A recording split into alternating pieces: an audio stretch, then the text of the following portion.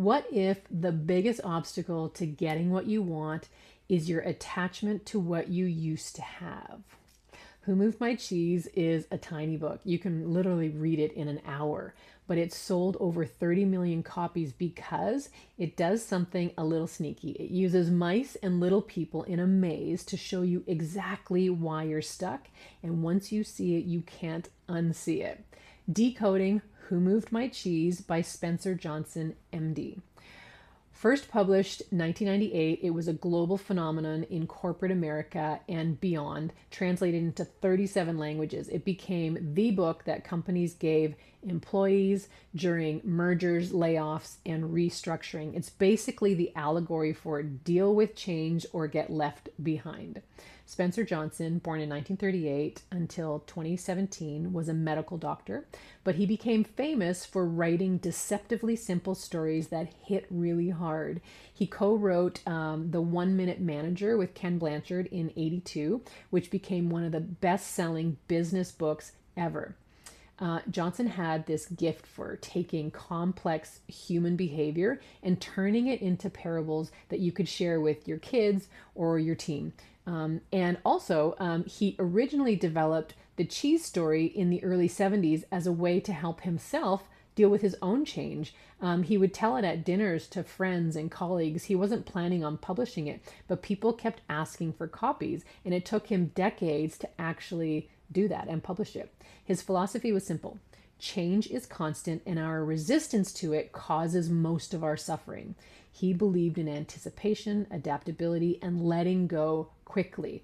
Who Moved My Cheese is an allegory. There are 4 characters in a maze, 2 mice named Sniff and Scurry, and 2 little people, tiny humans, named Hem and Haw. They're all looking for cheese, which represents, whatever you want in life, a job, relationship, money, health, peace, all the good things. And at first, they all find a huge stash of cheese at Cheese Station C, and life is good. The mice stay alert, but Hem and Haw start to get comfortable. They stop paying attention, and then one day, the cheese is gone.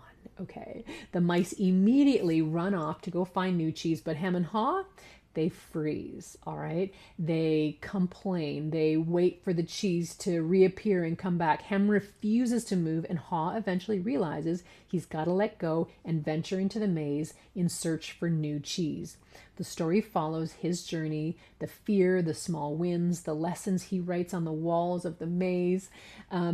Spoiler, he finds new cheese, way better cheese, okay? And he realizes the real treasure wasn't the cheese. It was becoming the kind of person who could adapt.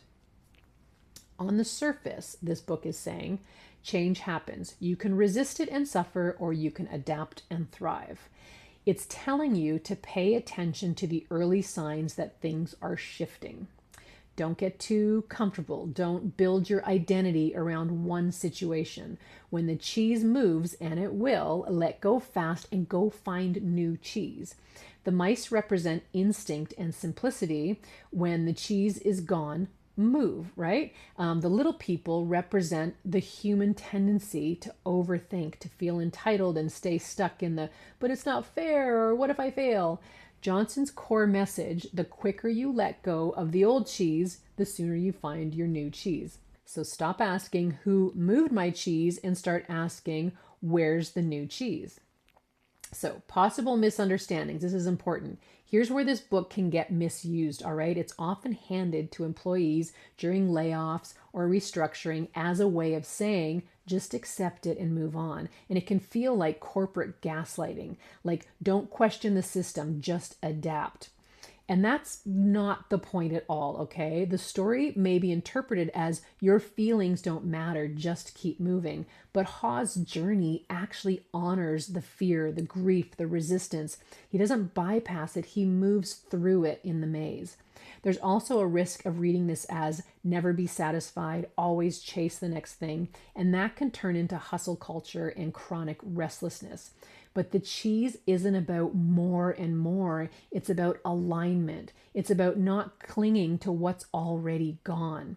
And sometimes people use this book to avoid addressing real injustice or harm. Like, Oh, the company screwed me over. I guess I'll just go find new cheese. No, sometimes the cheese was stolen, okay? Sometimes you need to speak up.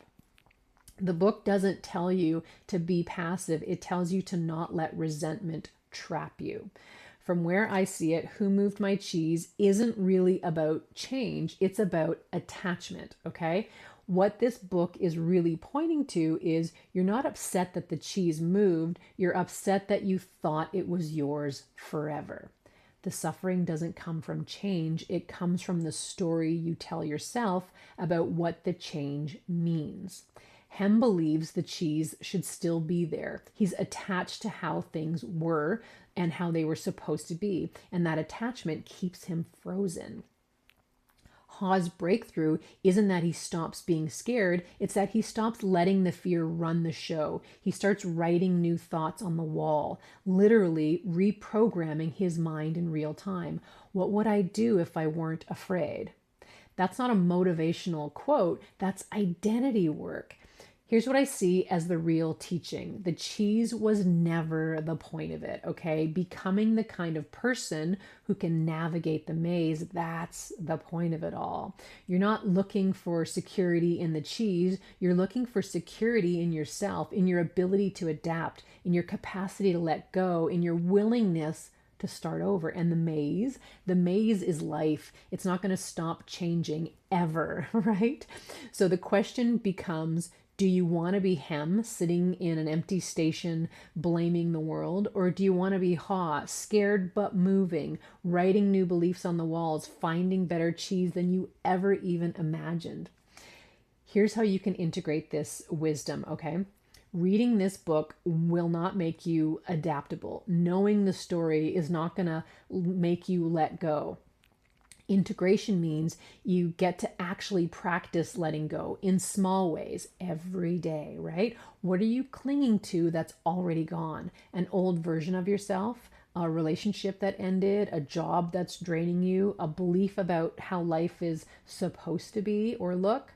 The practice is noticing the grip, finding it in your body, and then softening, not just a little, not forcing yourself to let go, but practicing the idea that maybe you can. Because here's the thing, your nervous system is wired to seek safety in the familiar. Even if familiar is painful, even if the cheese is gone, your body would rather stay in a well-known hell than risk an unknown heaven. So you have to teach your system that the maze is safe, that movement is safe, that not knowing is safe.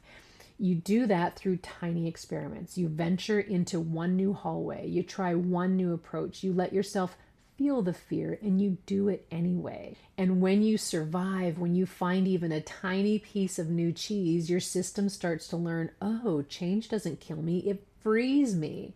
The shift from I know this to I am this is the shift from understanding the parable to living it.